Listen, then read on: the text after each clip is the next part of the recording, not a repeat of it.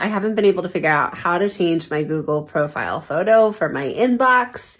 It should have been a simple setting, but it said I didn't have the rights to do that. Well, I finally figured it out. Here's what you have to do. You have to go to admin.google.com and there you'll get your Google Workspace. Duh, I didn't even think about it. You have to control your profile photo from here. So I already changed it on my inbox, but I'm ready to change my very old 2019 one where I'm 30 pounds skinnier. Time to change it. Let me show you how I would do that. Over here, go to manage and manage your users.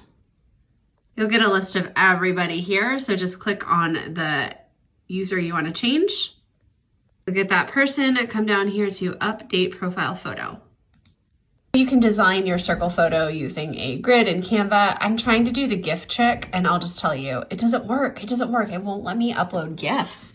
All right, just made mine. And again, I'm so sad the GIFs don't work. I'm just gonna go ahead and upload that. And there you go, I have a new photo.